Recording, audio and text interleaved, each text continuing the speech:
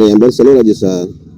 நான் அந்த வண்டியோட டிரைவர். இந்த வண்டியோட நான் லாரி டிரைவர். இந்த வண்டிக்கு கல்லாக்கோட்டை கந்தரக்கோட்டை அருகில் கல்லாக்கோட்டைங்கிற மதுபான ஆலையிலேருந்து ஹால்ஸ் மதுபான ஆலையிலேருந்து நான் சரக்கு ஏற்றி சிவகங்கை வந்தேன் சார்.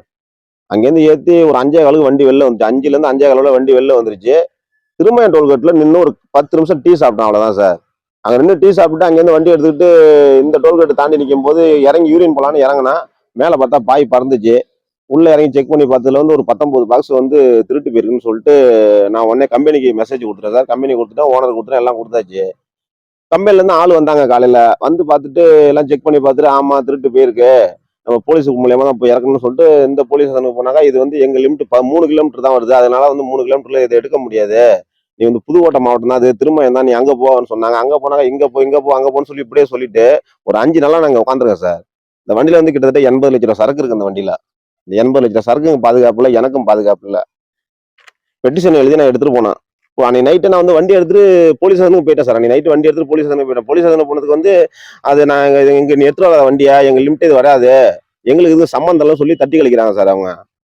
ஒரு 5 நாளாக அங்கே உட்காந்துருக்கேன் சார். எனக்கு ஏதாவது ஒரு தீர்வு சொல்லுங்க. காவல்துறை நினைச்சா மட்டும்தான் சார் என்ன இதுலேருந்து காப்பாற்ற முடியும். இல்லை இந்த சரக்கு கூட ஒரு பாதுகாப்பு இல்லை சார். 80 லட்ச ரூபா சரக்கு நைட்டில் நான் நைட்டு ஃபுல்லாக முடிச்சுட்டு தூங்கிட்டு இங்கேயே உட்காந்துருக்கேன் சார். நான்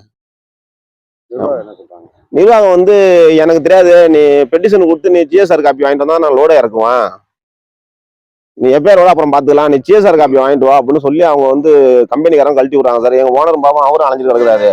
கிட்டத்தட்ட 80 லட்ச ரூபா சரக்கு சார். இது 1 ரூபா 2 ரூபாய் கவர்மெண்டோட ப்ராப்பர்ட்டி. இது இதை பார்த்துட்டு நான் நாய் மாதிரி இங்கே கிடக்குறேன் சார். சுற்றி இந்த டோல்கேட்டை சுற்றி பாருங்க, எங்குமே வந்து ஒரு கடை கிடையாது, ஒன்று கிடையாது, சாப்பாடு கூட வழி இல்லைங்க. திருப்பத்தூர் டிஎஸ்பி நினைச்சா என்னை காப்பாற்றலாம் சார் இதுலேருந்து. அதான் என்னால் முடியும்.